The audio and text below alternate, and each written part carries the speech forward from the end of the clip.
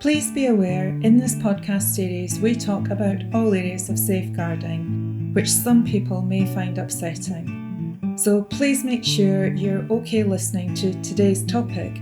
Be mindful of those around you, such as children, that you might not want to listen in.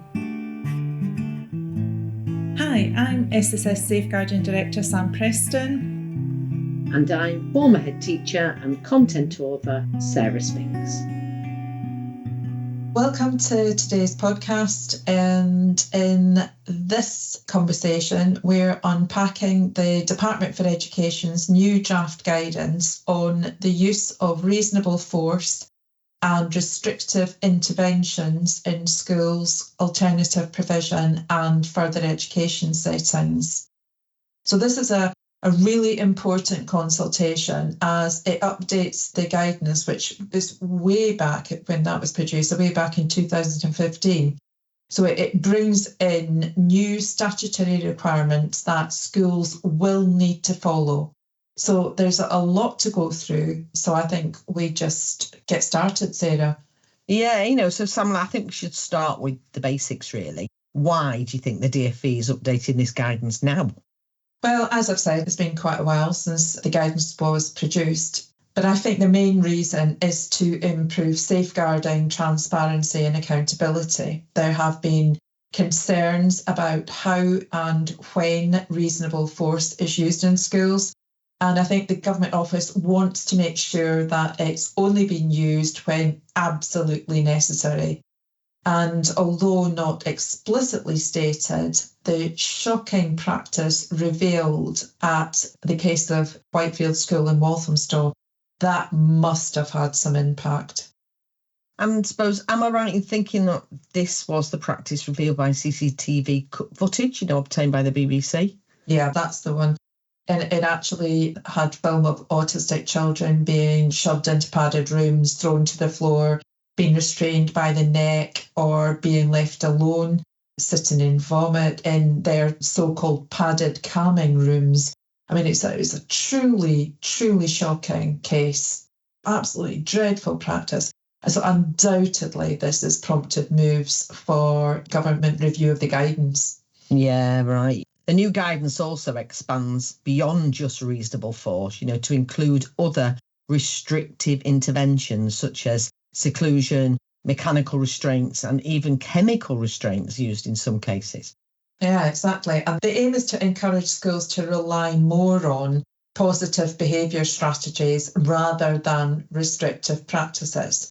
So while force can still be used, and I think maybe for those listening that aren't sort of in that educational setting, that kind of world, there are times where, for the safety of others or for the safety of the child themselves, force has to be used to restrain. So while force can still be used in certain situations, it should always be a last resort. Absolutely. And one of the biggest changes coming in September 25 is that schools are legally required to record and report any incidents where reasonable force is used. Yeah, and that's a major shift, Sarah. Previously, schools weren't required to keep formal records of these incidents, which made it difficult to track how often force was used, in what circumstances, and also there's a real safeguarding vulnerability there, isn't there, for the child themselves, for those carrying out the practice, for the school as an organisation. Yeah. It's a really, really, really important thing. Yeah, and so now, schools will need to have clear policies and processes in place to ensure that they meet these new reporting requirements. And this is about, I suppose, improving transparency, as you said, and helping schools to monitor and review their practices. Absolutely. And it's also likely to help with safeguarding, as schools will have to justify and reflect on their use of force.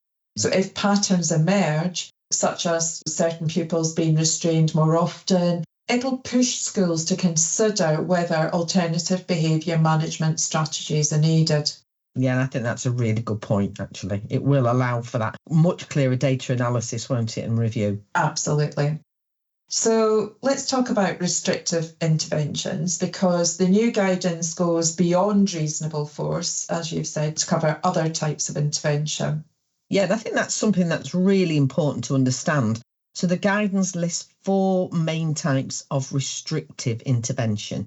The first one is physical restraint. So that includes holding, blocking, or guiding a pupil to prevent harm. The second is seclusion or isolation. So this is when a pupil is removed from an area or their movement is restricted. The third is mechanical restraint. So this could include arm splints or other devices used in sort of specific medical cases. And then the fourth one is chemical restraint. So that's the use of medication to manage behaviour.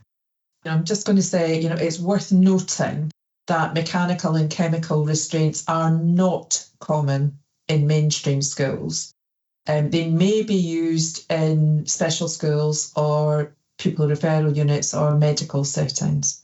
Yeah, and I think the key message in the guidance is that these interventions should only be used when absolutely necessary and never as a routine behaviour management strategy. So schools should focus on, as you said before, Sam, that positive behaviour support instead.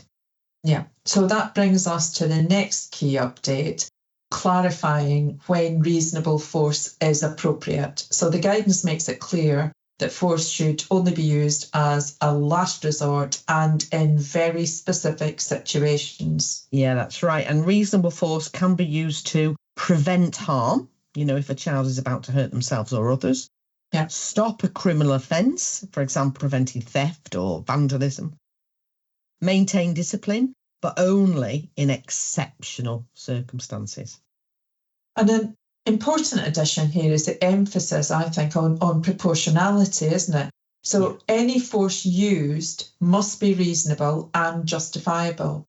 So that means staff must consider whether their actions are truly necessary. And I think that's that crucial distinction there. The DfE wants to ensure that schools don't over-rely on force and that all incidents are properly evaluated. Yeah, and I'm hoping that that's going to apply to isolation particularly. Yeah. I don't think the same weight in terms of using that as an option is put on isolation as it would be of any of the others of using force. But they call it mostly seclusion within the document. Yeah.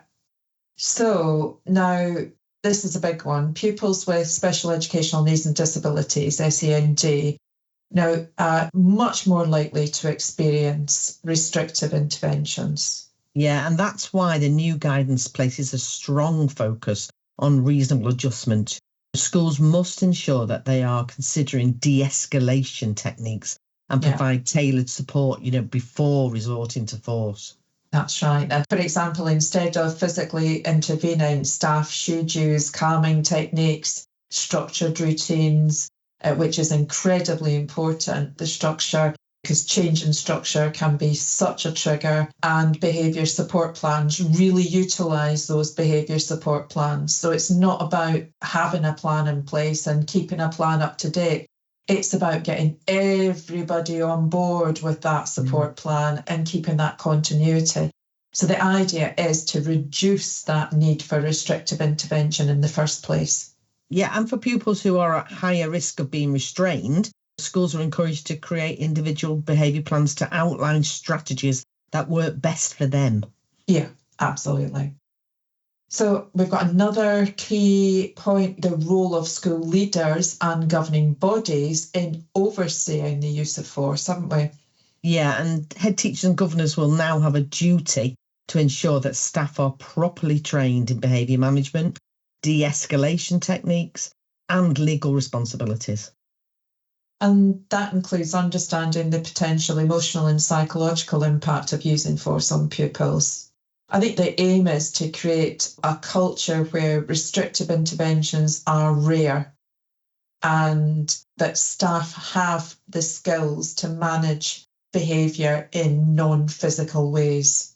Yeah, and governing bodies will also need to monitor those trends in the use of force and make sure schools are complying with the new recording and reporting requirements. That's going to be something that's key on governing body agendas at board meetings. So I guess there has been some question about why does all this matter? I really think the updated guidance, it's designed to promote safer school environments by ensuring force is only used when absolutely necessary.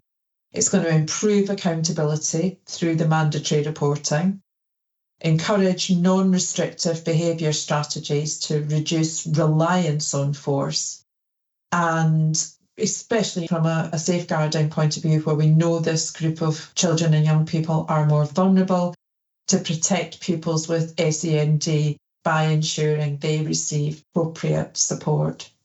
Yeah, and because these changes will affect teachers, school leaders, parents and carers, it's really important that people get involved, I think, in this consultation and share their views. Absolutely. And I mean, it's so important to get the everydayness, because otherwise we're going to end up with a strategy that's written from government office and it hasn't got that informed area where you're trying to make it work in the school setting. So I would urge really anybody listening to take part in the consultation. The DfE are actively seeking feedback from educators, parents, school leaders and safeguarding professionals. I think they've actually opened it up to the public now. Yeah. So now is the time to have you say the consultation's open until Tuesday, the 29th of April, 2025. You can read the full draft guidance and submit your responses online. You can find the consultation. You can access that if you go to the consult.education.gov.uk site. You'll find it there. So any listeners, if you're passionate about safeguarding as we are and behaviour management in schools, please don't miss this opportunity to contribute. It really is important. So there's a lot to think about with these proposed changes, and obviously we'd love to hear your thoughts too, so don't hesitate to contact us through the SSS Learning Support line.